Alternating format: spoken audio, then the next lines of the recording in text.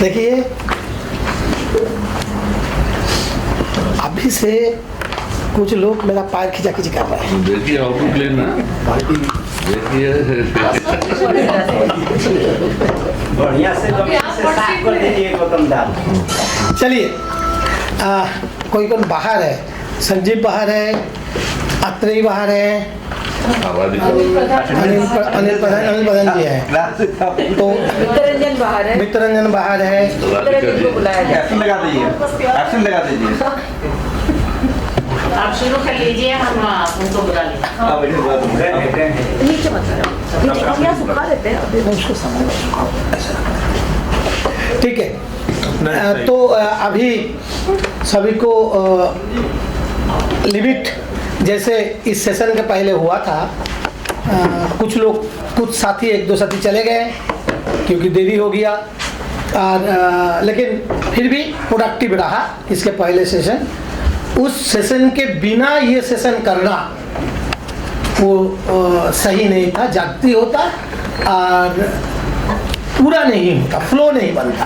So it is a very important session, previous session, so that we carry forward for our next step and take decisions tomorrow. बात ये है कि दो तीन बातें बहुत महत्वपूर्ण है। एक है अमरीश जी को याद करते हुए, जब हम स्ट्रक्चर की बात करते हैं तो एक बार मोटे मोटे बातों पे जो हम सहमत हैं, जो बात बार बार हमारे सामने हम लोग करते आए हैं, जितने बार हम एनसी में बैठते हैं किसी न किसी मुद्दे पर ये चर्चा हम करते हैं, उसका एक महत्वपूर्ण विषय जो था ऑब्जेक्टिव में, the bring back education in A political discourse. ये जो एजुकेशन को पॉलिटिकल डिस्कोर्स में ले आने की जो तरीके, जो जद्दोजहद, जो इकोसिस्टम बनाना, जो मोमेंटम ले आना, और इन सबों की प्रक्रिया में लगातार हम लोग चर्चा भी करते रहे, और इसी के चलते हमारा कैंपेन भी इसी बेस पे रहा। दूसरे जो हमने जो समझ के आते हैं बात जे एजुकेशन फॉर नेक्स्ट जनरेशन, जो मैं अपनी आगे वाला सेशन में भी कह रहा था, हम आगे की पीढ़ी को दे के क्या जाएंगे, ये जो आने वाले पीढ़ी के शिक्षा क्या होगा, जो चुनौती हमारे सामने आ रहे हैं, नेक्स्ट जनरेशन के एजुकेशन, तो उन यूथ को कैसे हम एक मैसेज की केवल बात नहीं है, लीडर्स के रूप में, एजुकेशन लीडर के तरह कैसे देख सके, इवन द पार्लियामेंट्री पॉलिटिक्स के अंदर भी कैसे हो पाए, पीपल्स रिप्रेजेंटेटिव के अंदर कैसे हो जाए, गुड टीचर के रूप में कैसे वो आगे आए, डिफरेंट अलग अलग जगह में अलग अलग तरीके से आने वाले पीढ़ी जो अपने रोल निभाएंगे, उस समय उनकी क्या भूमिका होगा, फोरम उसको कितना मदद कर पाएगा। तो उसी सोच अगर अभी से हम फोरम के अंदर नहीं ला पाएंगे तो अब क्या दे के जाएंगे उस पीढ़ी को। तीसरे बात, जैसे बात उठ रहा था आगे सेशन में, एजुकेशन फॉर ऑल, ये तीन बात को सामने रखते हुए हम अभी प्रोविजन डॉक्यूमेंट्स जब देख रहे हैं, उसके चेंजेस की बात कर रहे हैं, कुछ सवाल जो फ्लैग हुए हैं पीछे दिख रहा है दोनों पेपर में। शुरुआती कॉन्टेक्स्ट सेटिंग में भी दोनों साथी ने अपने बात को रखा, अब हमारे सामने है इसको आगे ले जाना, तो चर्चा करना कैसे हम क्या इस ऑब्जेक्टिव को, इस मोमेंटम को, इस स्पिरिट को, फोरम के एक इकोसिस्टम हम देके अगर जाएंगे, क्या स्ट्रक्चर होगा, ढांचा क्या होगा, और सबको इंक्लूसिव कैसे कर सके उस स्ट्रक्चर के अंदर, यह है एक चिंता। और उसी के तहत हम लोगों ने पिछले दिन हमने देखा जे एनसी का क्या काउंसिल की क्या भूमिका होगा, क्या कंपोजिशंस, क्या स्ट्रक्चर, क्या रोल, क्या फंक्शंस, इन सब चीज़ों की बात आगे थोड़ा आगे आया। अकाउंटेबिलिटी, उनके डॉक्यूमेंट्स, इन सब को कैसे लेना, एक बड़ा यूनिक पोजीशंस है। और फोरम में से मैं पिछले 40 साल की मेरा सरोकार है सामाजिक आंदोलनों में, लेकिन ये जो आज फोरम के साथ जुड़े रहने की जो गर्व है हमारी, वो हम एक बार इस बात को कहते हैं, ये जो यूनिकनेस है, researcher, campaigner, people's movement, peoples representative, individual activist, political activist, चारों थीमेटिक मूवमेंट की एक्टिविस्ट, लाइवलीहुड राइट्स के एक्टिविस्ट, तमाम राइट्स ओरिएंटेड एक्टिविस्ट के साथ मिलके यही हमारा ब्यूटी है। और इस यूनिकनेस को जो है, इसको बरकरार रखते हुए जब विजन डॉक्यूमेंट्स की चर्चा हो रहा था, विजन डॉक्यूमेंट्स में जब स्ट्रक्चर का सोचा गया था, उस समय केवल एनसी बनाने के सोचा नहीं गया था, ये सोचा गया एनसी हर बार बैठेंगे, 6 महीने में एक बार बैठेंगे, लेकिन आगे क्या होगा, छोटे छोटे बातों के निर्णय लेने से क्या होगा, कैसे करेंगे उसको, इसलिए कोर ग्रुप भी बनाया गया था। इमीडिएट चर्चा को, इमीडिएट डिस्कशंस को, इमीडिएट डिसीजंस लेना है, तो जो दिल्ली में जो अवेलेबल है उनको लेके पर बैठा जाए, एक जन सोचने के बजाय हम बहुत सारे लोग सोचेंगे, सेम माइंडेड लोग। ठीक, मेरे को लगता है कि ये जो एक लिवरेज है, उसी तरह के स्टेट का स्ट्रक्चर है, जैसे अगले प्रीवियस सेशन में हुआ, फाइनेंशियल सिस्टम को लेकर सीडीएस से बात किया, सीडीएस से उनके साथ क्या रिलेशंस होगा, सर क्लियर बहुत जगह नहीं है, लेकिन अभी हम एक स्ट्रक्चर की बात करें, जे ये स्ट्रक्चर जो होगा नेशनल स्ट्रक्चर पे पहले चर्चा होगा कि स्टेट के स्ट्रक्चर के पहले चर्चा होगा, ये चर्चा करना चाहिए, और फिर कंपोजिशन के बारे में चर्चा होना चाहिए, और इनके इसके बाद अपने अपने सुझाव को आप देते जाए। हमारे पहले और जो हमारे साथ पैनलिस्ट हैं, हम कहते हैं थोड़ा आप भी अपना इस पर प्रकाश डालें, and Sumitra as well as Anil ji speak few minutes, then start.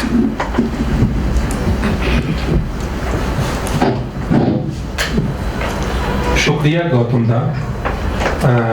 अभी गौतम दा स्ट्रक्चर की बात कर रहे थे, हम लोग उसी के लिए आज बैठे हुए हैं। पहले का जो विजन डॉक्यूमेंट है उसमें 4 स्तरीय संरचना, 4 लेयर्स स्ट्रक्चर की बात कही गई है, जिसमें 3 लेयर्स नेशनल के हैं और 1 लेयर स्टेट का है। नेशनल लेवल में यह एक आम सभा है जो जनरल बॉडी है, दूसरा संचालन समिति है, कार्य समूह है, और तीसरा राष्ट्रीय सचिवालय है, और इसके बाद फिर स्टेट फोरम की बात कही गई है। हम लोग आज इसी स्ट्रक्चर के संदर्भ में बात करेंगे कि क्या यही स्ट्रक्चर रखा जाए या दूसरा स्ट्रक्चर निर्मित किया जाए। हम यह भी बात करेंगे कि अगर हम दूसरे स्ट्रक्चर की बात करते हैं तो वह बात क्यों होनी चाहिए, पहले वाले स्ट्रक्चर में क्या क्या कमियां थी, क्या खराबियां थी, जिसके चलते हमको पुनर्निर्माण की जरूरत पड़ी। क्योंकि हम इस कमरे में बैठे हुए हैं और एकाएक हमसे कोई आकर के कहे कि चलिए इस कमरे में नहीं उस कमरे में चल करके बैठना है, तो स्वाभाविक हमारा प्रश्न होगा कि हम उस कमरे में क्यों जाएंगे। यहाँ छत चू रही है, कुर्सियां टूटी हुई हैं, माइक की आवाज नहीं आ रही है, कुछ तो कारण होगा जिसके चलते हम कमरा बदलने की बात कर रहे हैं। तो हमको स्ट्रक्चर, अगर हम दूसरे स्ट्रक्चर की बात करते हैं तो वह तर्क संगत वह बात आनी चाहिए कि अमुक कारणों से यह बात पिछले स्ट्रक्चर में नहीं हो पा रही थी, नए स्ट्रक्चर में वह बात होगी। दूसरी मेरी एक अपील होगी कि इस तरह का प्रस्ताव नहीं आ जाना चाहिए जिसमें बहुत जटिलता हो जाए, कि वह गवर्नमेंट सिस्टम के टेबल की तरह हो जाए कि बात घूमती ही रह जाए। पिछले सेशन में एक बात और आ रही थी कि रीजनल लेवल पर भी एक संरचना हमारी खड़ी होनी चाहिए थी। तो हमको इस पर भी विचार करना चाहिए कि रीजनल लेवल पर क्यों खड़ी होनी चाहिए, वह भी तर्क संगत होना चाहिए, और उसकी जो डिफिकल्टीज हैं, उसकी जो कठिनाइयां होंगी, उस पर भी हमको विचार करना चाहिए, उससे जो सहूलियतें पैदा होंगी उस पर भी हमको विचार करना चाहिए। तीसरी बात मैं यह कह रहा था कि विजन डॉक्यूमेंट में भी है और पिछले सेशन में यह बात भी चली थी कि हमको ब्लॉक लेवल पर, पंचायत लेवल पर ले जाना चाहिए। ठीक है, हम लोग भी, मैं बिहार से आता हूँ और हम लोग भी इस तरह का काम करते हैं, ले गए हैं हम लोग नीचे के स्तर तक। लेकिन मुख्य प्रश्न आता है कि उसके लिए जो रिसोर्स होगा वह निचले स्तर तक ले जाने के लिए, पंचायत के स्तर तक जब हम ले जाएंगे तो हजारों पंचायत, लाखों पंचायत जब होंगे, वहाँ तक हम रिसोर्स के का हमारे पास कौन सा साधन है, कौन सा सोर्स है हमारे पास रिसोर्स का, यह एक बहुत महत्वपूर्ण प्रश्न होगा कि केवल हम वहाँ पर convener, block convener, panchayat convener नियुक्त करके और एक टीम बना करके और केवल आपके यहाँ नेशनल फोरम में एक रिपोर्ट कर दें, केवल इतनी बात नहीं होनी चाहिए। इन बातों पर फिर से मैं कहता हूँ कि तर्क संगत, तर्कपूर्ण ढंग से सारे पक्ष विपक्ष को रखते हुए, कमजोरियों सहजोरियों को रखते हुए हम लोग आज की बात को संक्षेप में आगे बढ़ाएंगे। समय लगातार घटता जा रहा है, पिछले सेशन से हम लोग बहुत ज़्यादा, यह सेशन जब स्टार्ट होना था उससे बहुत ज़्यादा हम लोग विलम्ब हो गए हैं। किन्हीं साथी को डेमोक्रेटिक तरीका यह है कि रोका नहीं जाता है, लेकिन स्वविवेक का भी अपना महत्व होता है कि उस स्वविवेक से जो मूल बातें होंगी वे मूल बातें संक्षेप में अपनी राय और अपना प्रस्ताव रख देंगे। धन्यवाद। सुमित्रा जी। I will keep it very short and I will try and keep it in English because a lot of it has already been said in terms of setting the context. One point that I want to add to what Anilji has said, that when we are talking of a revised, reimagined structure, national, state level and further down the state level, and also the engagement, membership, the diversity in these structures, we must remember our conversations in the previous session about the functions. What exactly do we imagine the role of the state forum has to be? What is there in the vision document, but also what is realistic? Funding issues की बात हुई, how deep can the state forum go? So what is going to be the function of each level, at the state level and the national level, and therefore what structure will work based on the reality of today, and try and keep it as simple as possible. The one thing that I want to add is that we must, and you raised it and many others also raised it since morning, that the communication has to be transparent. The mechanism for communication from the secretariat to the national committee further down, similar to the communication from the state to the national committee, that communication mechanism is also something we need to talk about. The reality today is quite challenging, and I think all of us as NC members should acknowledge it, that in the last 1 year it has been a difficult period. Things have slowed down, communication breakdown has happened despite best interests. Today when we are going to take some direction about the structure, and tomorrow we want to talk about leadership and leadership transition, then we must know that RT Forum has beauty has been, and its strength has been in its informality. It has a loosely structured organization where many people have joined the caravan, got off the caravan, came back, and that is the beauty of a network. But it also means that organizationally in the last 1 year, it has put great risk to RT Forum in securing people's jobs, our own colleagues' jobs at the Secretariat. It has come at great risk to the financial stability of the forum in future. It has meant that with the FCRA changes and the funding restrictions, there is a great risk to the future financial sustenance of the forum. Forum का mission, मुद्दा, vision बहुत ज़रूरी है और उसको हमें जिंदा रखना है, बट एक एनसी हो मेंबर्स होने के नाते ये भी रियलिटी हमें एड्रेस करना पड़ेगा। ये दूसरे के ऊपर हम छोड़ के यहाँ से नहीं जा सकते हैं कि ये तो फंडिंग वो रेज कर लेगी ना, ये फंडिंग नहीं रेज होगा क्योंकि आरटी फोरम की कोई लीगल एंटिटी है ही नहीं। So far it has been incubated with CSD as a project of CSD. CSD has been hosting it. With FCRA restrictions, how is that going to happen? I just want to flag this कि हम structures और functions की जब बात कर रहे हैं तो we cannot operate outside of the system. Let us just keep that in mind and have some practical way forward and take equal responsibility that it is up to us as MC members to sustain the national level identity and then how the state level identities will be also sustained. Good. Now, what way we are going to start it? But I would request you to throw a few questions because we can go from anywhere because it's an entirely new Mike Sudhakar ji. Mike, new structure. So if you could throw a few questions to help us, kind of come to some conclusions and draw some outputs.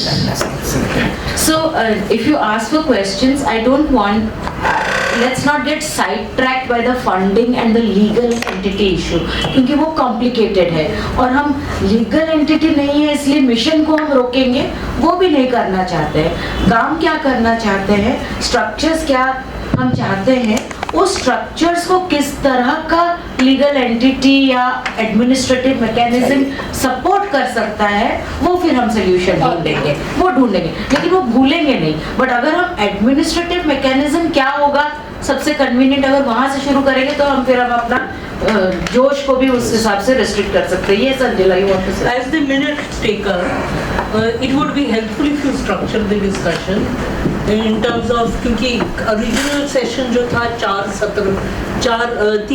सब groups थे तो कुछ मुद्दावार चले तो शायद कुछ निष्कर्ष तक पहुंचते हैं। मुद्दा यही है कि we start with the national structure, list them out and let's have a discussion so that मेरे पास कुछ नोट करने लायक हो जाए। So it is there on the agenda that what has worked, what needs to be done now, how things should be done differently, starting with the state structures.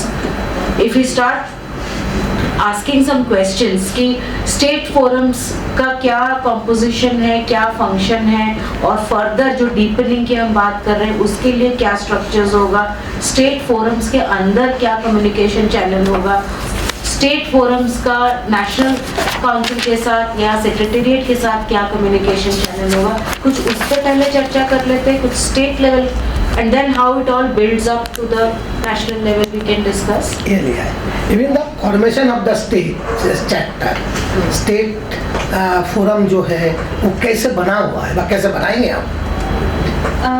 Can we also यहाँ पे there are people who are representing other networks like you are तो अलग-अलग networks में किस तरह की functioning है उनसे draw करने में भी कोई harm नहीं है। I think some have very good structures that can be looked at even at the state level and how they incorporate membership and democratic principles while not harming the or slowing down operations. I think that would be good. Everyone is a member of different networks. आप शुरू करेंगे? Ramamurthy wants to say something.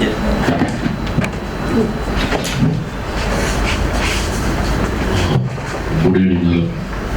I am Ramamurthy from Andhra Pradesh, RTF. Actually, state structure, previously, as per my knowledge, is a loose structure. There is no membership. There is no restrictions. There is no objections also. That is as per my knowledge. But present scenario is different. Why don't you do one structure? This only convener is there, some unions, maybe come teacher unions, some trade unions and student unions, CSOs and NGOs. There any individuals also, active persons in on education, in education activists also, we are taking the company.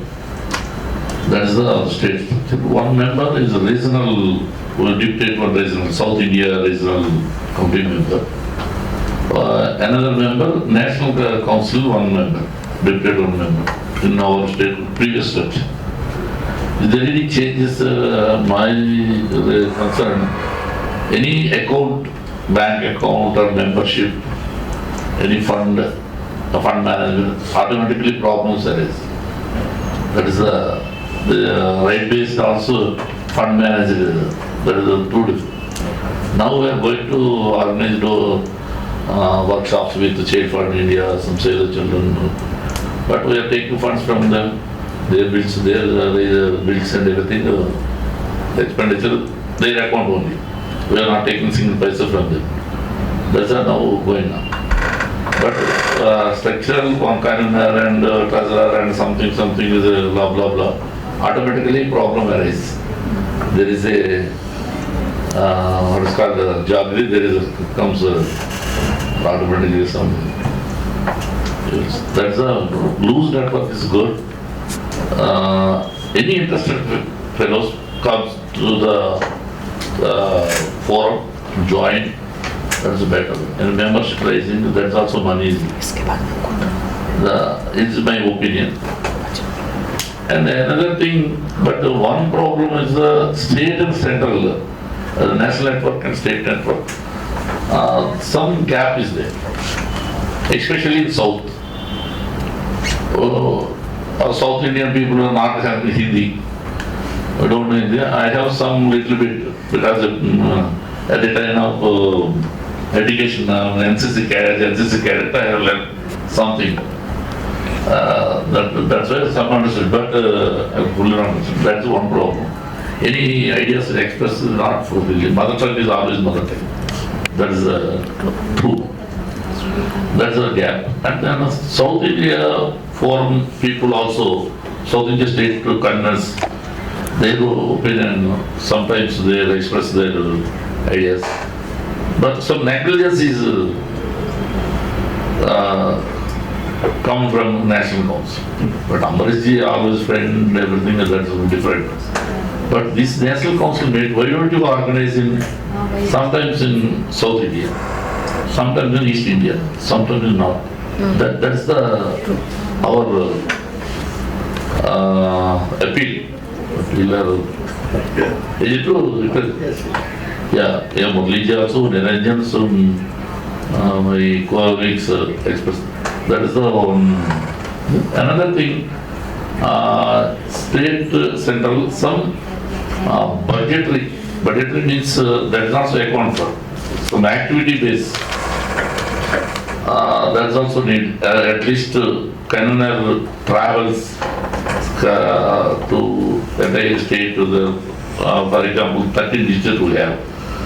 I have my own money, I have paid my car and myself. Whether any workshops and press meets like that. That is the one lacuna in state level issue.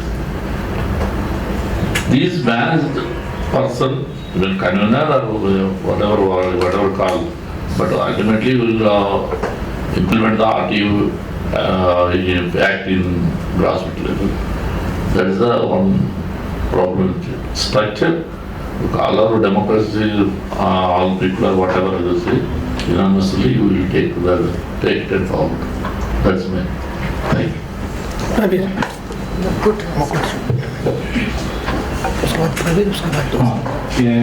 It's like a chicken and egg question. Like we start with national level structures or the state level structures.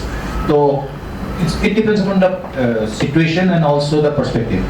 मेरा कहना है कि state level structures का problem है, सभी बहुत दिनों से है, अलग अलग स्टेट्स का अलग अलग स्टेट लेवल प्रॉब्लम, हर स्टेट्स का अलग अलग है, पर वो अपने स्टाइल में they will be handling them they have been handling it and they will be handling. But national level structure जब होता है क्या होता है कि there is a mild way of handling state level में कोई problem है, not directly hitting it, but national level खुद ही कुछ करते हैं या otherwise showing other states functioning, they become an example for the state level structure and it's in the but national level structure में ही जब crisis आ जाते हैं, क्योंकि वही बात हम आज सुबह से जो अम्बरीश जी के से जो कह रहे थे कि till 2020 somehow or other we knew that there was somebody in the national level, so but after 2020 it was becoming difficult for national component and after he left suddenly the crisis came. I don't know the exact crisis because I was not part of the whole thing because I was busy in other things, but I was seeing the mails and I was seeing the webinars and webinars, but I was not really part of it. But one mail from Mr. Murthy, when he just say that we are field-based people, if we can't have a face-to-face meeting, what we are having, and it was very blunt kind of, and he says that if you don't do something, we'll all be meeting in South, then we'll be doing something. Then some, I think Hemangi ji said, हम west से भी आ जाएंगे. So, but somehow the group was so sensitive. Within 10 days, the decision came from Nityaranjan Bhai कि we are meeting. तो मैंने कहा meeting करने के लिए तो यहाँ कुछ तो फंड जरूरी होता है, तो इसका मतलब somehow कम से कम ये मीटिंग का फंड हो गया. तो ये नेशनल लेवल क्राइसिस कैसे वो इनफॉर्मली आप लोगों ने मैनेज किया, आप लोगों ने यहाँ तक लाया, तो मेरे लिए लगता है कि ये इमीडिएट चैलेंज ये है कि हम लोगों का नेशनल लेवल क्राइसिस नहीं कहता हूँ, ये अपॉर्चुनिटी भी है, ये सिचुएशन भी है, पर इसमें दो हिस्सा है, एक है लॉन्ग टर्म और एक इमीडिएट एड हॉक. तो लॉन्ग टर्म के लिए हमारे लॉन्ग टर्म लोग हैं जो उनके थीमेटिक लोग हैं, वो एक्सपर्ट है, वो अपना अपना समूह में पहले भी काम कर रहे हैं, अभी भी करेंगे. पर इमीडिएट नेक्स्ट 6 months का जो काम है, तो पूरा लोग 6 महीने तो यहाँ नहीं बैठ सकते हैं. तो जो लोग नहीं बैठ सकते हैं, पर जो लोग बैठ सकते हैं, इनको हम कैसे एम्पावर अगले दिनों के लिए कहेंगे कि आप लोग ये काम कीजिए और हम आपके पीछे हैं. Thank you.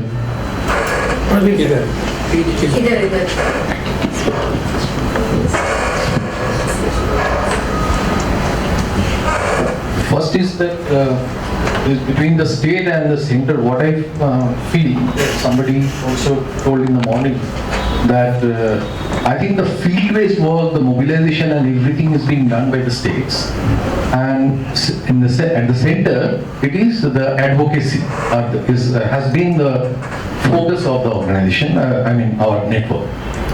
Now I think there is a complementarity between this state and center. No one is encroaching in anyone's area of operation, but still we are very independent of each other. But we are actually complementary. Okay. Now I feel very recently there is a development like youth engagement with us, and like in the morning she said that the child participation should not be a kind of tokenism kind of thing. There has to be true participation of the children. So what I feel is that rather than the area is there, block, panchayat and all these things, but the constituents of the network, who are the constituent body, the teachers, students, youth, children, parents, and the NGOs, CSOs, INGOs. So these are the constituent even in the state chapter, and of course there is a national chapter. So these engagements I think has to be defined with a clarity. What kind of engagements are these? I mean, in terms of roles and responsibility. It's not just that attending one meeting and then get out and then forget everything, and then I am listing out that so many organizations, so many of a number and all these things. No, not like that. What is the roles and responsibilities and the accountability part also in the book? Their accountability, our accountability, each one's accountability has to be very clear. So this is the kind of thing, and something that Gautam has in the opening remark he has said that the education has to be how education becomes a political agenda. So what do you mean by that? How we are going to do that? So this kind of terminology we use often, but I think we should be in one page to understand, have a common understanding about these connotations and understanding. So this is what I want to say at this point of time, but later on I'll come back.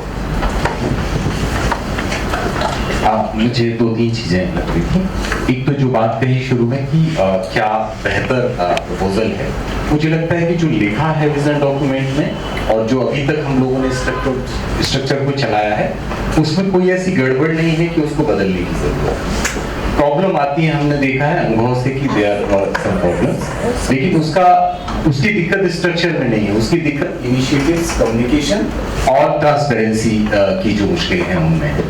वो दिक्कतें रहेंगी तो दूसरा भी structure कोई काम नहीं करेगा, उसके साथ भी यही मुश्किलें आएंगी। मुझे लगता है कि ये ठीक है। दूसरी बात ये कि जो रीजनल ढांचे की हम लोग बात कर रहे हैं, एक बार देखना चाहिए, कई बार क्या होता है कि वो स्टेट स्ट्रक्चर को सुपरसीड करता है और फिर ये होता है कि मान लीजिए सदर्न स्टेट्स में हमारे पास 4 स्टेट्स का एक रीजनल ढांचा है, सेंट्रल स्टेट्स का भी कुछ है, लेकिन नॉर्दर्न स्टेट्स में कोई रीजनल स्ट्रक्चर नहीं है, तो फिर रिलेशनशिप कैसा है? एक जगह रिलेशनशिप सेंटर रीजन स्टेट है और दूसरी जगह रिलेशनशिप सेंटर और स्टेट है, तो वो थोड़ा सा मुझे लगता है कि मुश्किल करेगा, एक कोई होगा। तीसरी चीज ये है कि स्टेट का जो और नीचे जाने की बात है कि हम डिस्ट्रिक्ट या ब्लॉक तक जाएंगे, मुझे नहीं पता, हमारे पास रिसोर्सेज का जो इशू है, मसला है कि हम कितना नीचे जा सकते हैं। लेकिन एक चीज जिस पर मैं जोर देना चाहूंगा वो ये कि स्ट्रक्चर हमारा भले ब्लॉक तक ना पहुंचे, ग्रास रूट तक ना पहुंचे, पर इशू को नीचे तक ले जाने की तैयारी होनी चाहिए। वो प्लान हम लोग कल करके उठे कि ग्रास रूट पर तक हम एजुकेशन का मुद्दा, जितने भी सारी बातें कर रहे हैं, कॉमन स्कूल से लेके एजुकेशन फॉर ऑल और एजुकेशन फॉर फ्यूचर, वो सारी बातें हम कैसे लेके जा पाए ताकि स्टूडेंट्स, टीचर्स, कम्युनिटी इससे जुड़ पाए। ये तीसरा था। और चौथा था कि जो बात हुई कि स्टेट नेटवर्क्स या स्टेट फोरम का जो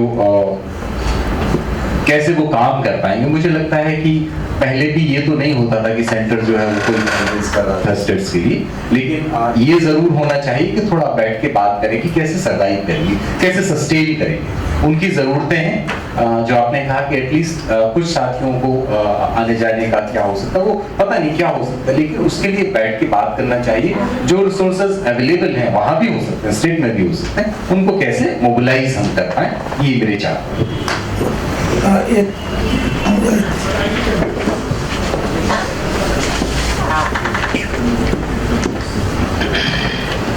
प्रिया, मेरी कुछ बातें तो सत्यम भाई ने कही दी हैं, तो मैं उसको दोहराना नहीं चाहूँगा, लेकिन कुछ चीज़ों की बार बार चर्चा होती है। एक तो डेमोक्रेटाइजेशन ऑफ द ऑर्गेनाइजेशन, तो ये जो लोकतांत्रिकरण है, तो हमें मैं बचपन से देखता आया हूँ, और फिर एक अनुभूति जी ने एक बात कही थी कि बच्चों को जो उस तरह से टोकन सिंबॉलिज्म है वो स्वतः कैसे आएंगे। तो मैं अपना अनुभव बताऊँ, स्वतः कैसे आएगा। मेरे माँ बाप ने पहली बार धरने में मुझे खुद ठेल के भेजा था, उसके बाद हम लाठी खाना शुरू किए। तो स्वतः मतलब कैसे, मतलब ऐसा कोई एग्जाम्पल है कि कोई बच्चा 4 साल 5 साल 7 साल लगातार करने के बाद वो किसी धरना प्रदर्शन में जाने लगा हो। हम लोगों को ट्रेनिंग बाकायदा मिली उसकी कि आपको जाना है और आप क्यों नहीं गए थे। ये अकाउंटेबिलिटी भी उन्होंने तय की कि एक धरने में मैं नहीं गया, घूमने चला गया। तो उसके बाद आते हैं ट्रेनिंग्स कैसे होंगी। तो टोकन सिंबोलिज्म जो है या पार्टिसिपेशन है, उसको हमको गंभीरता से सोचना चाहिए, और जो बच्चों का जो शामिल होना है, उनका जो प्रतिभागिता है और उनका इन्वॉल्वमेंट भविष्य में, उसको लेकर हमारी ट्रेनिंग्स क्या है। और जब तक हम परिवार के साथ ट्रेनिंग नहीं करेंगे तो कुछ होगा नहीं। मतलब हमारा जो अपना निजी अनुभव है, मेरे खुद के घर से लेके अपने अड़ोसी पड़ोसी खानदान परिवार के लोगों के बीच का, तो इन सब पर हमें गंभीरता से, चूंकि कल तक वो चर्चा हो पाएगी नहीं, ये चूंकि बहुत बड़ा विषय है, लेकिन हमको भविष्य के लिए इन चर्चाओं को भी एक बार खोलना पड़ेगा, चाहे वो रीजन में मीटिंग हो, स्टेट्स में हो, तो उसको खोल के कि कैसे टोकन को मानते हैं हम और कैसे ट्रेनिंग्स को मानते हैं, उसमें हम क्या बीच में रास्ता ला सकते हैं। दूसरा तो लोकतंत्रीकरण। लोकतंत्र हमें हमेशा दूसरे के घर में अच्छा लगता है, अपने घर में नहीं। अपने घर में हमारे अब्बा ने जो कहा है वही चलेगा, आज तो चिकन ही पकेगा, लेकिन हम ये जरूर चाहेंगे कि आपके घर में हो। सो वो जो लोकतांत्रिकरण की जो प्रक्रिया है, निर्णय लेने की जो प्रोसेस है, जैसे हम एग्जांपल बताएं आईटी फोरम, कितने सारे स्टेट में शायद 3-4 साल में कभी कोई सम्मेलन हुआ होगा आईटी फोरम के गठन को लेकर सम्मेलन। हमने मुद्दों को लेकर सम्मेलन किए हैं, कार्यक्रम किए हैं, लगातार करते हैं, सारे साथी करते हैं। हर स्टेट के अलग अलग इश्यूज हैं, उस पर आते हैं, और कभी कभी नेशनल इश्यूज आते हैं, कैंपेन्स आते हैं, उसको लेकर हम लोग सम्मेलन लगातार करते रहे हैं। लेकिन फोरम के गठन को लेके मुझे याद है कि अमरीश भाई शायद 2015 में आए थे, सन मुझे एग्जैक्ट नहीं याद है, 2015 में आए थे, जिसमें भी वो तय नहीं हुआ था, अहमदाबाद में आए थे, विद्यापीठ में हुआ था। तो कैसे हम चुन के आएंगे, और कौन लोग यहाँ पर उसको लोकतंत्र, जब मैं ही लोकतांत्रिक तरीके से चुन के नहीं आया हूँ तो मैं यहाँ लोकतांत्रिक कैसे, किसको मैं गौतम दा को कैसे बना दूंगा लोकतांत्रिक तरीके से, मैं ही लोकतांत्रिक, मैं अपने एग्जाम्पल से शुरू करता हूँ। और ये एक मतलब नीतिगत दिक्कत है ना, हमारे ऊपर काम के बहुत बोझ हैं, सब लोग अलग अलग कामों, खासतौर पर आईटी फोरम के साथ जो स्टेट फोरम्स हैं वो सारे साथी दूसरे कामों में बहुत इंगेज हैं। मुझे आईटी फोरम या आईटी फोरम का कोई ऑर्गेनाइजेशन कोई रेगुलर पैसा नहीं देता, तो मैं दूसरे काम भी तो करवाऊंगा, उसके बीच में मैं आईटी फोरम कर रहा। सो ये जो एक प्रोसेस है, तो इसमें लोकतांत्रिकरण की जो प्रक्रिया है वो नीचे से उठ के आए। हम जिले में कैसे चाहते हैं, तो क्या हमने किसी स्टेट फोरम को हम कैसे, हमारे 33 जिले हैं, तो कम से कम 16 जिलों में एक कमेटी हो, और उस 16 जिले की कमेटी एक नीचे हो जाए, और वो फिर स्टेट लेवल कॉन्फ्रेंस करे, तभी तो वो स्टेट लेवल। अब 3 जिलों में, अहमदाबाद, गांधीनगर, आनंद में हमने कर लिया, और हम गुजरात आईटी फोरम बन गए, तो 30 जिले तो बाकी रह गए। और अहमदाबाद और गांधीनगर और आनंद को तो जरूरत भी नहीं है आईटी फोरम की, जरूरत तो डांग को और कच्छ को और छोटा उदयपुर को है, वहां हम पहुंचे ही नहीं है ना। ये एक बहुत प्रैक्टिकल प्रॉब्लम, और इस सब में पैसा, देखिए पैसा एक इंपॉर्टेंट पार्ट होता है, लेकिन पैसा ही सब कुछ होता है ऐसा भी नहीं होता है ना। हम सब गौतम दा हमारे मेंटर रहे हैं शुरू से, मतलब फिर उनसे सीखा है कि कैसे करें, दूसरे कामों को करते हुए इन चीजों को हम उस जगह पर कैसे ड्रॉप आउट कर सकते हैं। हम एक दूसरे काम से जा रहे हैं, तो ये पर्चा हम कैसे वहां छोड़ के आ सकते हैं छोटा उदयपुर में। सो वो क्या प्रोसेस हो, और फिर वहां से जो निकल के आए लोग, वो लोग यहाँ पर एक नेशनल उसको तय करें, तभी ना एक डेमोक्रेटिक प्रोसेस होगा। तो इस डेमोक्रेटिक प्रोसेस को जब चलाने की बात है, तो निश्चित तौर पे हमको बहुत गंभीरता से इसको सोचना चाहिए, जिले से जाके, और क्या होगा, और इसको लेकर समय भी लेना चाहिए। ये जल्दबाजी का कोई नहीं है। हम लोग एमसीसी हमने 2016 में बनाया था, अभी भी हम 33 जिलों में डेमोक्रेटिक स्ट्रक्चर नहीं खड़ा कर पाए। हमने अपॉइंट कर दिए हैं कुछ जगह पे कि you are the convener, but it's not a democratic process. हमने कर दिया, हमारा दोस्त हमने कर दिया, नेता है कर दिया, पैसे वाला है कर दिया, करेगा कार्यक्रम, है ना। अब ऐसे ही होता, ये प्रैक्टिकल है, और यही हमारी ताकत भी है, ये लूजनेस भी हमारी ताकत है। हम 2000-3000 की जनता को हम अहमदाबाद में जमा कर लेते हैं। आपने देखा होगा जब लास्ट मीटिंग हुई थी, तब हम 5000 का कॉन्फ्रेंस करके आए थे, शायद अमरीश भाई ऐसे बैठे हुए थे, तब उन्होंने कहा था, हम एक दिन बाद में आए थे उस कॉन्फ्रेंस में, तब हम 5000 की सभा करके आए थे गांधीनगर में, और उसमें किसी ने कोई मदद नहीं की थी, सेक्रेटेरिएट ने भी मदद नहीं, फाइनेंशियल कोई मदद नहीं की थी। तो वो हमारी ताकत भी है।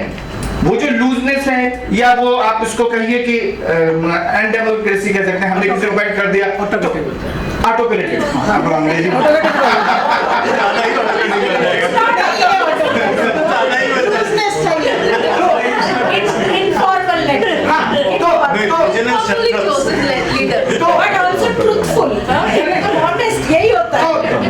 तो वो ताकत भी है हमारी। तो इस सब के ऊपर हमको बहुत गंभीरता से सोचना चाहिए। क्रिटिसिज्म बहुत हैं, मेरा क्रिटिसिज्म बहुत हो सकता है, किसी और का भी क्रिटिसिज्म बहुत हो सकता है, लेकिन हम नीचे से इस स्ट्रक्चर को कैसे करें, इस जो मौजूदा स्ट्रक्चर है उसमें बदलाव की क्या जरूरत है, हो तो कैसा हो, फिर नीचे से हम उसको कैसे चुन के लाएंगे, क्योंकि लोकतांत्रिक तरीके से तभी होगा जब नीचे से चुन के आके लोग यहाँ पर किसी का चुनाव करेंगे, किसी चीज का करेंगे, तो वो एक लोकतांत्रिक प्रक्रिया होगी। धन्यवाद। बहुत अच्छा।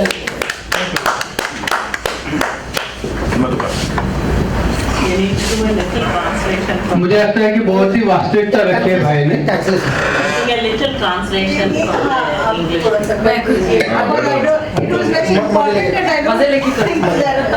मुजाहिद भाई ने इतने मजे लेके बोला है तो ट्रांसलेशन में वो वाला दम नहीं है। Basically he at 5:45 he's really hit the nail on its head कि ये सुबह all this talk since the morning about democratic processes, decentralized processes, respect for people, representation, inclusion, all that sounds good. Have I myself come to this table through a democratic process? No. Amrish Bhai went and selected me and said, you become the convener. I became the convener. Okay? So, have I gone to my 33 districts in Gujarat and done sabhas and done meetings and identified leaders and done a democratic process of identifying state representatives and state co-conveners in Gujarat? No. I might have done a meeting in Ahmedabad and Anand and Gandhigram and said, oh, RT Forum in Gujarat chapter is complete. Whereas these three districts don't even need RT Forum. What is needed is in Dang and in Kutch and Ran of Kutch and all those areas where we have not even reached. The point I think is, I mean, with all that being said, the point I think he's making, Mujahid Bhai, is that all these processes are important, but processes can only be followed by people when they practice it through their own actions. We can only question and counter question others when we ourselves have practiced it. Otherwise, criticism and counter criticism and judgments can keep passing in a network. As a network, we should be aware that if we believe in some processes, then let us first practice them ourselves in action in our region. Otherwise, we can keep spending another 2 days and 4 days and keep talking about it. मुजाहिद भाई, I cannot do justice. आपने मजे से बोला ना, मैंने बड़ा serious कर दिया।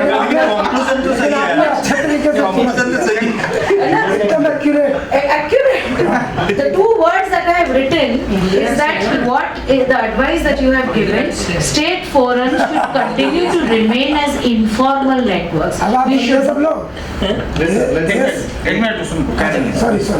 2 words that I have written. Of course, informal. Why you let her finish? Formal, no? No, I'm only the translator. I'm the translator. He has said that state forums, the beauty of state forums should continue to remain in its informality, but the value of the state forum should come through a bottoms-up approach. Even at the state level, we should not think that one convener is sufficient. What is the role of the convener in creating a bottoms-up cadre? If we are going to ask that question at the national level, we should be asking that question to ourselves at the state level. That is what I have written in my note. That's the main nichod that we have taken up. आप बोलिए sir. मुजाहिद भाई जो है वो गुजरात से आते हैं।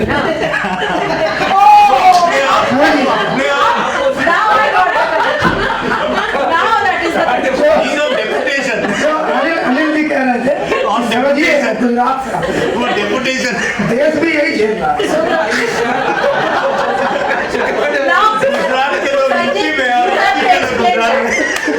That's a hard job. So this has to be translated.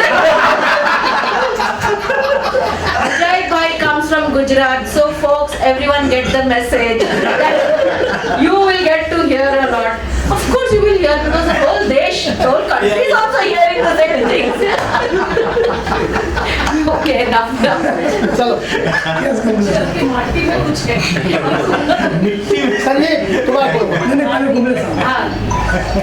मुझे लगता है कि बहुत ही वास्तविकता जो है वो उन्होंने सही रखी है।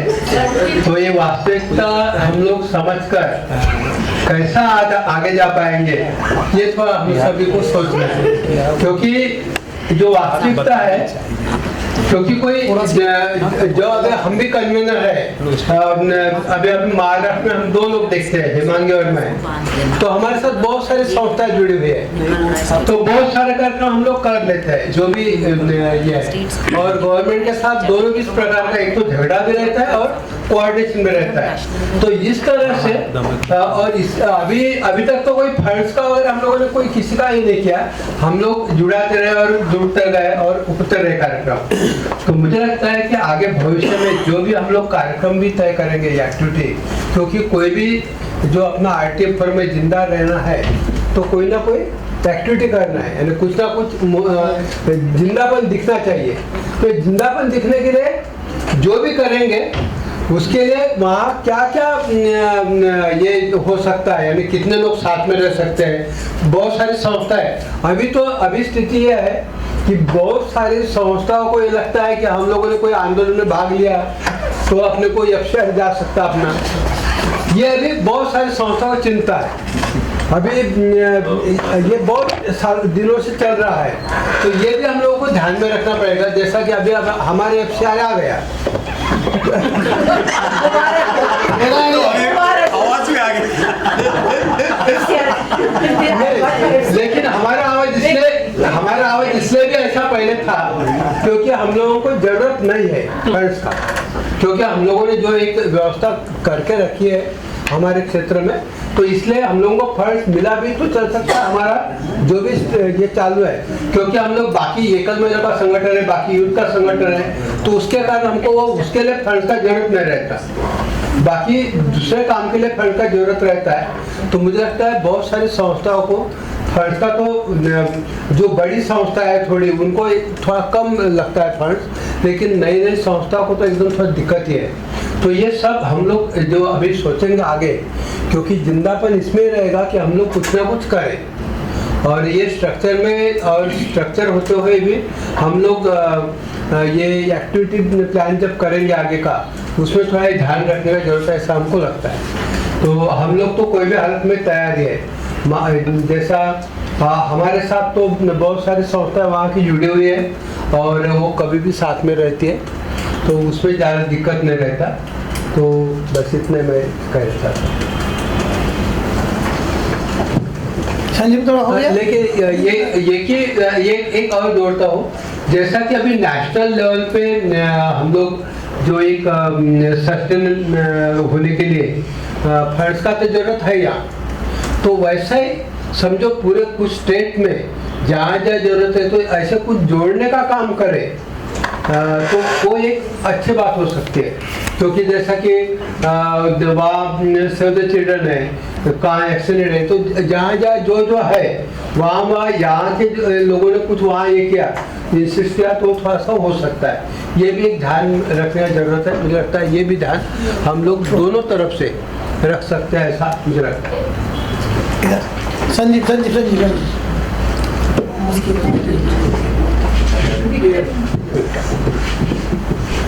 अभी बहुत दिन इसके बाद आप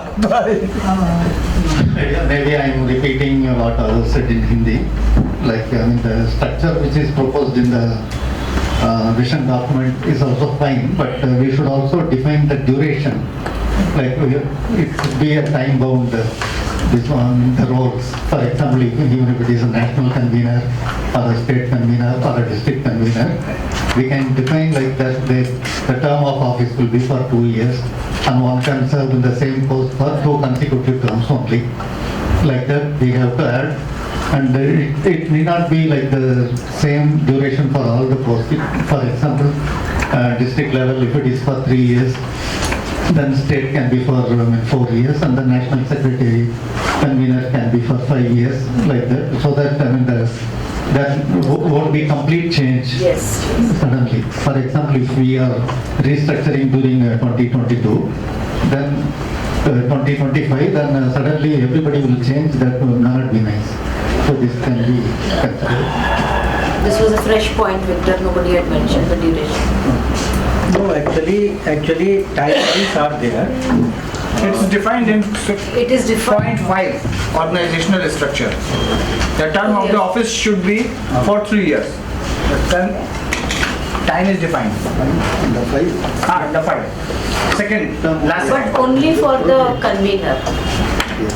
वही तो है यहाँ पर यहाँ. वो सारे ये सभी सभी के सभी सारी जगह के पर हो जाएगा.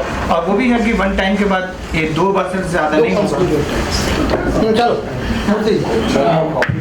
This is the picture I would like to share opposite for the Gujarat from our state, no?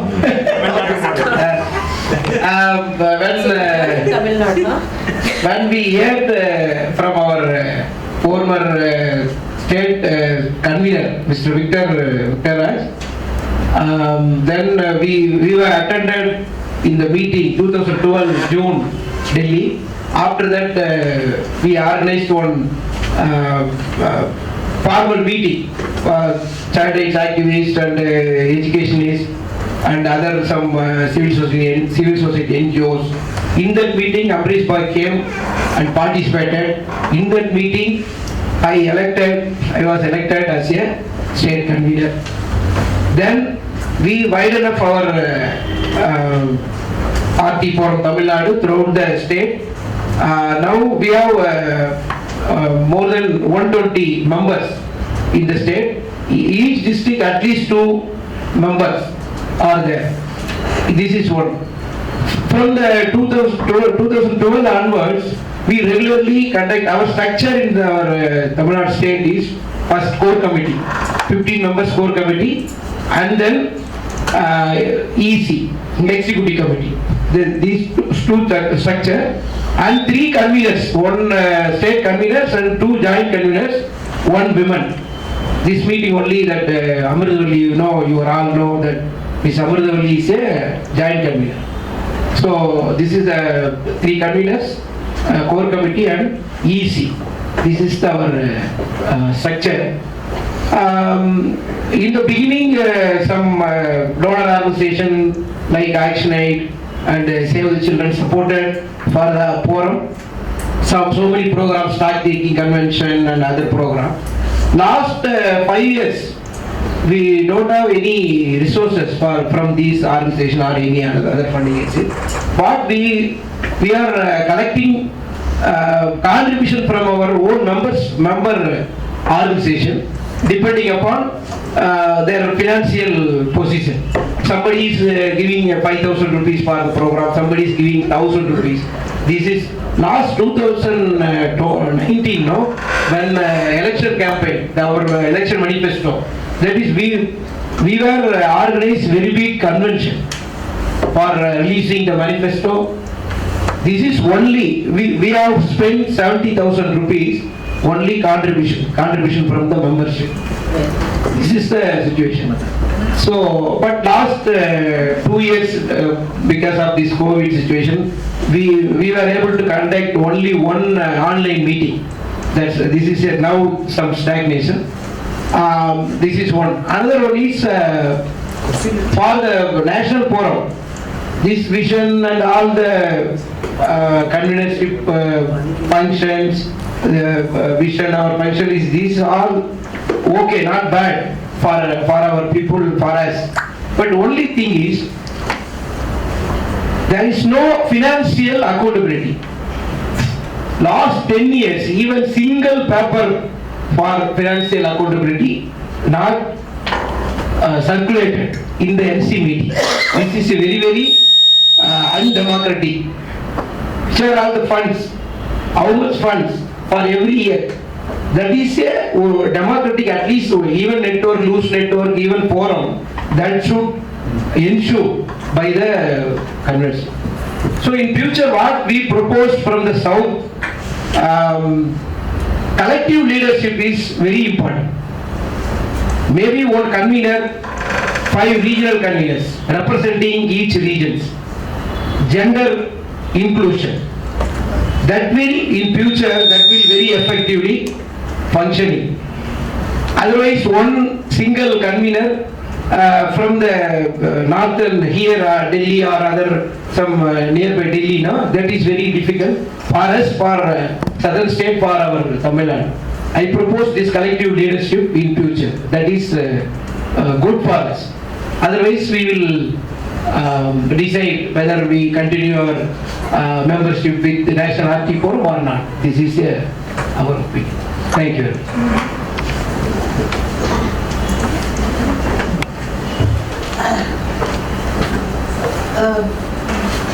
English or English something.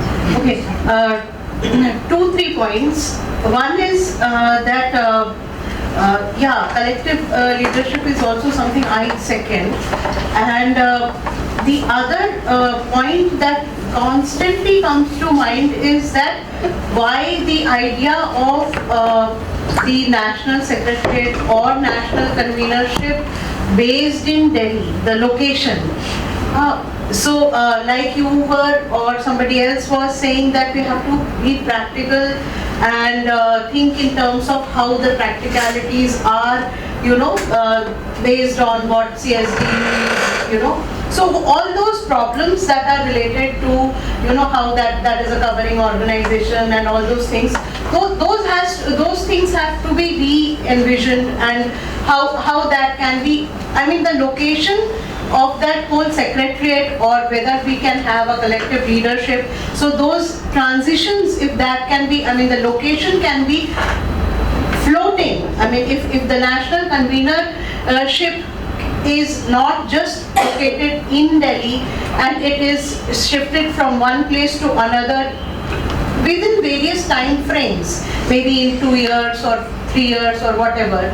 So then I also see what Angela was giving in her, what are the strengths and what are the things where we have had gaps. One of that was the reducing resource base, which has over period, fund bases have gone down, which I think if we are in various locations, our fund bases or our resource bases have not been tapped in various locations. We have only been concentrated with the fund bases or resource bases in one area, primarily Delhi and North. Which whereas I won't say we have tapped our resources, whether be it in Bombay or in Chennai or in Bangalore. So those with the other thing that would happen with, the positive thing that would happen is that if the meetings, the national meetings, be it the stock taking meeting, be it any other national meetings, if these are conducted in various states, I know the kind of energy that gets driven at the nearby states and the state where those meetings are conducted. That state gets so strengthened that local bodies get strengthened. They all put their energy in getting, making that meeting happen. Like if it happens in my state or in some other state, they make that extra effort to gear themselves up and make that meeting happen, and that automatically that state gets strengthened. So that whole thing that we have generated to make everything happen in Delhi, and feasibility of the Delhi people and everybody coming to Delhi, those all energies are diverted to other states. So we have been conditioned to think in terms of Delhi and make things practical and feasible for Delhi, and we have not been thinking in terms of doing things in other states, generating things for other states, and that concept has been totally not gone and synced in our thought processes. So I would say this is something extremely important and crucial for us to tap energies and strengthen our states in other areas. So even our structures have to be strengthened and thought in terms of making convenerships, collective structures, and strengthening those areas. So that is something very crucial. Thank you.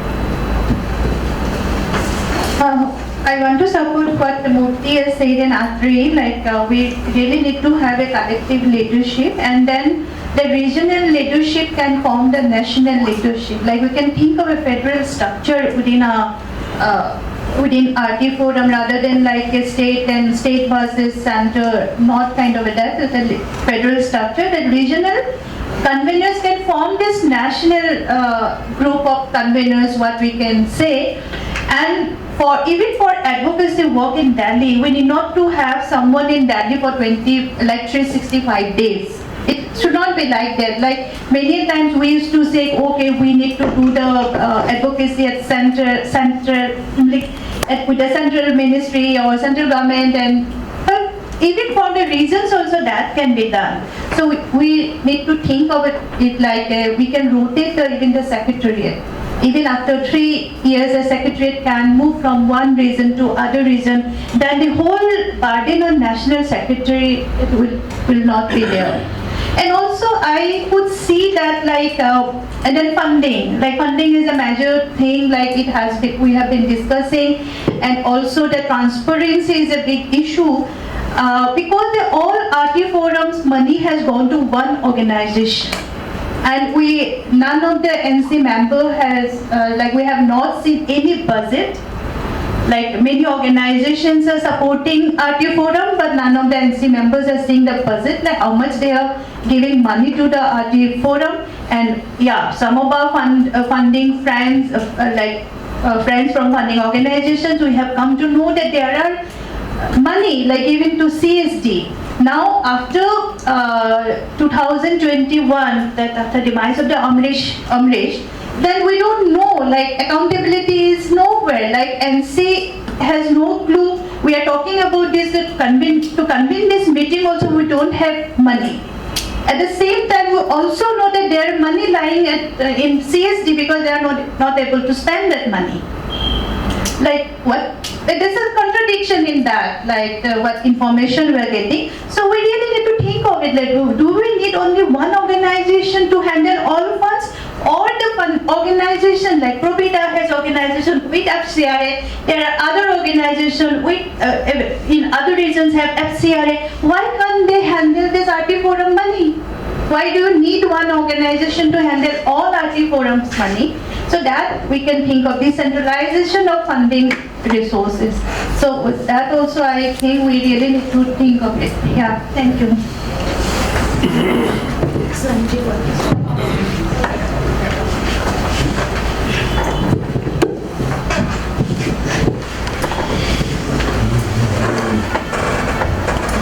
सभी साथियों के जो विचार हैं वो तो आप लोगों ने नोट किए, मैं सभी का समर्थन बोलने वाले हैं आप अपना नहीं अभी तक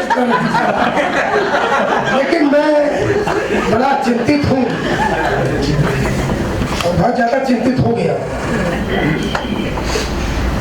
कि हम बनना क्या चाहते हैं,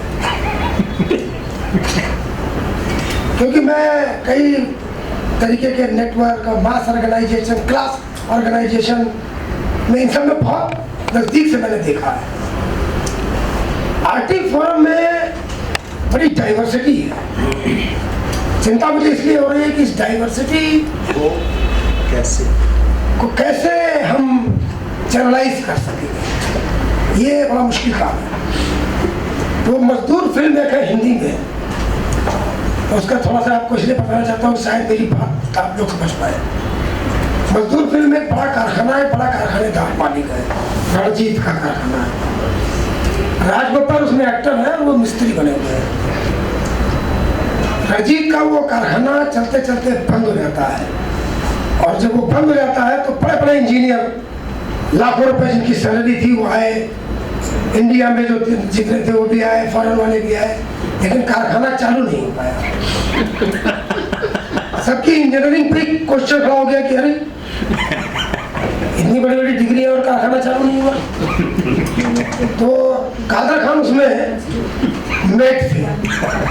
कादर खान ने डरते हुए रणजीत से कहा कि सर अगर आप हुक्म दें तो पड़ोस में एक मिस्त्री है उसे बुला लो, वो मिस्त्री शायद कुछ करे। तो रणजीत बोला इतने बड़े बड़े इंजीनियर कुछ नहीं कर पाए, वो मिस्त्री आपका क्या करेगा? बोला सर अब जब ये यही नहीं कर पाए तो वो भी कुछ नहीं कर पाएगा तो क्या है? एक बार उसको भी देख लिया जाए। उसको बुलाया गया, वो आया, पूरा कारखाना घूमा, उसके पीछे बिशरजीत, कादर खान, सारे इंजीनियर की कर क्या रहा है। घूम घूम के आके जे खड़ा हो गया वो। खड़ा होने के बाद उसने कहा हथौड़ा है, तो उसने कहा कि बताइए इतने बड़े बड़े इक्विपमेंट्स मांगने के बजाय ये हथौड़ा मांग रहा है। हथौड़ा दिया। वो एक जगह पे जहाँ खड़ा हुआ वहाँ उसने बहुत जोर से हथौड़ा मारा और फिर कारखाना कटकाट कटकाट कटकाट कटकाट कटकाट कटकाट तो उसने पूछा रंजीत ने कि अच्छा भाई आपने तो बड़ा अच्छा काम किया, कितने पैसे हुए? बोला साहब 1000 रुपये। तो बोला 1000 रुपये एक हथौड़ा मारने के? बोला नहीं साहब 900 हथौड़ा मारने के तो 1 रुपया, 999 रुपये इस बात के कि हथौड़ा मारना कहाँ था।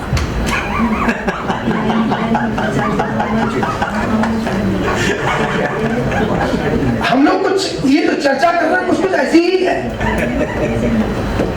कि बेसिकली हम लोग स्ट्रक्चर पर जब डिस्कशन कर रहे हैं तो हम 10 ईयर जर्नी को अवलोकन करने की कोशिश नहीं कर रहे हैं कि कैसे ये पूरे देश में फैल गया और स्टेट चैप्टर के रूप में परिभाषित भी हो गया, डिफाइन भी हो गया। और हम इसके अंदर बहुत सारी चीजें डालना चाहते हैं बगैर ये देखे कि हमारा बैकग्राउंड क्या है। हमारे स्टेट फोरम चैप्टर्स अलग अलग कैरेक्टर के हैं, उसको लीड करने वाले अलग अलग कैरेक्टर्स के लोग हैं, उनके बैकग्राउंड अलग से हैं। और अगर हम एक यूनिफाइड कोई सिस्टम लेते हैं नेशनल टू बॉटम, वो एक्चुअली अप्लाई हो पाएगा कि नहीं हो पाएगा? एक तो ये बात। अच्छा से मैं अपने स्टेट के बारे में बताऊं, मैं अपने स्टेट का 6ठा कन्वीनर हूँ। 2011 में score state collective for right to education network बना, जब नेशनल फोरम बना। हमें किसी नेशनल फोरम ने क्रिएट नहीं किया, हमने खुद अपने को क्रिएट किया था, हमने हमारा स्टेट खुद बनाया था। हमने ये एसोसिएशन किया है नेशनल आईटी फोरम के साथ। हमारा अगर स्टीयरिंग कमेटी या वर्किंग कमेटी अगर ये बोल दे कि हम इस आईटी फोरम के साथ कनेक्ट नहीं होंगे तो आईटी फोरम हमें कनेक्ट नहीं कर सकता है। हम किसी और के साथ कनेक्ट होंगे तो हम कनेक्ट हो जाएंगे, क्योंकि हमारा फाउंडेशन ऐसा ही है, हम ऐसे ही बने हैं। और हमारे यहाँ क्या सिस्टम है, एक हमारा कन्वीनर प्लस 6 को कन्वीनर, वो हमारा कोर ग्रुप है जो महीने में कम से कम जरूरत पड़ने पे हर हफ्ते बैठता है और बिना उसके डिसीजन के कोई डिसीजन नहीं होता है। एक 30 से 35 लोगों की वर्किंग कमेटी है जिसमें डाइवर्स मतलब अलग अलग टाइप के लोग हैं, एक ही तरीके के लोग नहीं है वहाँ पे। एकेडमिक्स भी है, नेटवर्क्स के लोग भी हैं, मूवमेंट्स के लोग भी हैं, एनजीओस के लोग भी हैं, INGOs के लोग भी हैं, फंडिंग एजेंसी के लोग। फिर हमारा जनरल बॉडी है जो स्टॉक टेकिंग जब हम करते हैं तब वो असेंबल होता है। हर 3 से 4 महीने में हमारा वर्किंग कमेटी डिसाइड करता है। कन्वीनर अगर कोई निर्णय ले भी ले तो जब तक उसका कोर ग्रुप और वर्किंग कमेटी उसको पास नहीं करेगा वो इम्प्लीमेंट नहीं होगा। अभी मैं आपको बताऊं कि मेरे यहाँ एक साथी हैं, नाम नहीं लूंगा क्योंकि बहुत लोग जानते हैं, मैंने उसे 3, 4, 5 महीने बात ही नहीं करी, कोई सूचना ना दी न ली न कुछ नहीं किया। वो बड़े नाराज, अरे आप तो हमें फोन ही नहीं करते, अब तो कोई सूचना ही नहीं देते।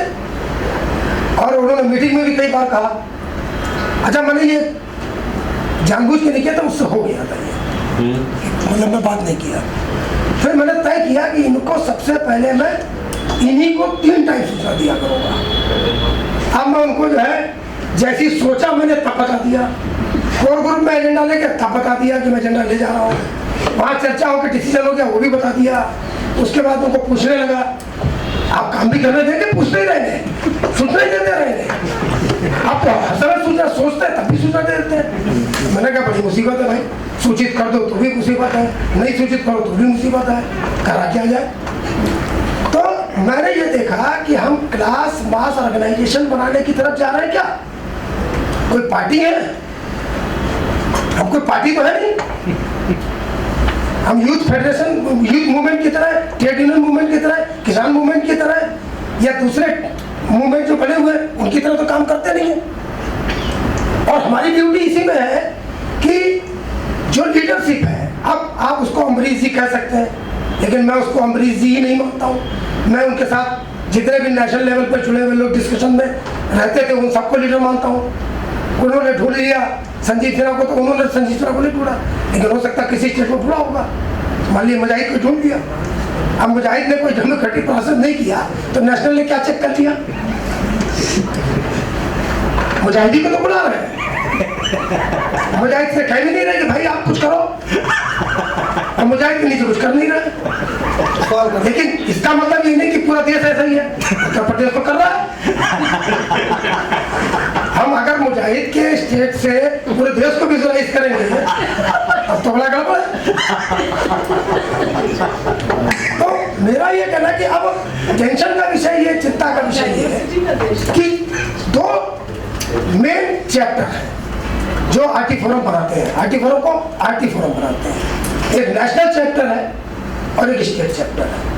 वो उसके अंदर कितने भी लेयर्स होंगे, मेरे यहाँ 3 सिस्टम है, मैं हर चीज़ सिस्टम से लाता हूँ। ये बिहार के अंदर सिस्टम है, बंगाल में सिस्टम है, तो ऐसे भी कई स्टेट है जहाँ कुछ सिस्टम है, वो सिस्टम से काम कर रहे हैं।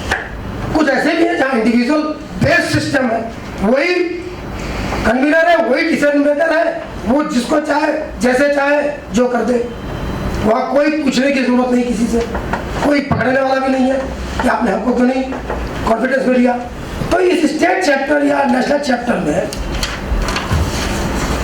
हमको समझना पड़ेगा कि हम कैसा स्टेट चैप्टर चाहते हैं। मैं अगर मेरे से पूछा जाए स्कोर, जैसे मैं एज ए संजीव सिन्हा यहाँ नहीं हूँ, मैं अपनी मीटिंग करके डिस्कस करके आया हूँ, तो उनका कहना यह है कि जो नेशनल काउंसिल है आरटी फोरम की, कोर ग्रुप है और सेक्रेटेरिएट है, इसी 3 स्ट्रक्चर में वो होना चाहिए नेशनल चैप्टर, और ऐसे ही इस प्रकार से स्टेट चैप्टर भी होने चाहिए। संभव हो तो जिला चैप्टर बना लीजिए, लेकिन हमने अपने स्कोर का स्टेट चैप्टर रखा है। हमारे जिले पे डिस्ट्रिक्ट चैप्टर नहीं है, डिस्ट्रिक्ट ग्रुप है, और वो ग्रुप का कन्वीनर है, तो वो हमारा स्कोर का डिस्ट्रिक्ट लीडर कहलाता है। वो एक चीज है। दूसरा मेरा ये इसमें कहना था कि थीमेटिक ग्रुप्स नॉन फंक्शनल है। हमारे यहाँ भी थीमेटिक ग्रुप है 6, और 6 के 6 थीमेटिक ग्रुप में 3 एक्टिवली काम करते हैं, और वो करते कैसे, वो करंट सिचुएशन पे करते हैं। जैसे ही कोई तात्कालिक मुद्दा आएगा वो एक्टिव हो जाएगा। आखिरी एक दूसरा इंटरनल कमेटी है, नेशनली शायद कोई इंटरनल कमेटी नहीं है जिससे कि चीज़ों को हम लोग ऑपरेशनल लेवल पर कहीं उसको चेक कर पाए। तो इंटरनल कमेटीज के बारे में हम लोग सोच सकते हैं कि इंटरनल कमेटीज कैसे हम बिल्ड करें, तो जो हमारे ऑपरेशन या फंक्शनल उसमें वो कमेटीज कुछ मदद करें जिससे चीज़ें बने। लेकिन इतनी भी कमेटी ना हो जाए कि कमेटी ही कमेटी खेलती रहे। दूसरा इशू है कि आरटी फोरम का रिप्रेजेंटेशन, यानी कोई किसी कमेटी में जा रहा है तो वो इंडिविजुअली जा रहा है या आरटी फोरम के बिहाफ पे जा रहा है। तो आरटी फोरम के बिहाफ पे जा रहा है तो ये कहाँ तय होगा कि आरटी फोरम रिप्रेजेंटेटिव हो, और आरटी फोरम रिप्रेजेंटेटिव कैसे तय होगा? अगर मैं गया किसी भी स्कोर स्टेट की मीटिंग हुई और मैं कह दूँ कि मैं स्टेट फोरम से आया हूँ, तो ऐसे कोई भी नहीं कर सकता है कि कोई भी जाके किसी भी कमेटी में अपने को फोरम रिप्रेजेंटेटिव कर दे। तो ये भी एक थोड़ा बात होनी चाहिए। स्टेटमेंट बहुत इंपॉर्टेंट होते हैं। अभी पिछले समय में कई सारे मुद्दे आए और हम लोग डिस्कस भी किए, लेकिन कई स्टेटमेंट जारी हुए, कई स्टेटमेंट जारी नहीं हुए। तो आरटी फोरम का स्टेटमेंट भी एक वैल्यू है, उसका एक महत्व है। तो स्टेटमेंट का जो इम्पोर्टेंस है वो कैसे निकले, उसका क्या तरीका हो जो आरटी फोरम को एक विजिबल बनाता है मीडिया में और गवर्नमेंट के लेवल पर। दूसरा एक पहलू है कि जो डिसिप्लिन है, ये डिसिप्लिन भी कहीं कुछ इसमें रखा जाएगा। कैसे हम डिसिप्लिन करेंगे चीज़ों को, वो मेंबर हो, कमेटी हो या वो कोई इंडिविजुअल हो, हम कैसे उसको डिसिप्लिनरी उसके को चेक करेंगे कि ये क्या आरटी फोरम का नाम पर क्या, थोड़ा सा ये देखने की जरूरत है। तीसरी बात और आखिरी बात मेरी ये है कि फोरम की 2 कैरेक्टर है। एक कैरेक्टर है कि advocacy, broad advocacy based character है जो सेंटर से हमारे स्टेट और जिलों तक जाता है। दूसरा, इसका कोई इंटेंसिव इम्प्लीमेंटेशन का कैरेक्टर मैंने नहीं देखा आज तक। हमारा स्कोर भी इंटेंसिव इम्प्लीमेंटेशन नहीं करता है, like NGO type implementation strategy बनाना, उसके लिए काम करना, वो काम हमारा सेक्रेटेरिएट करता है। तो फोरम को क्या हम इम्प्लीमेंटिंग एजेंसी के रूप में देख रहे हैं कि हम प्रोजेक्ट को इम्प्लीमेंट करेंगे, या हम ब्रॉड बेस्ड इश्यूज के आधार पर फोरम का फाउंडेशन करेंगे? ये मुझे लगता है थोड़ा सा सोचने की जरूरत है। Thank you. कौन है?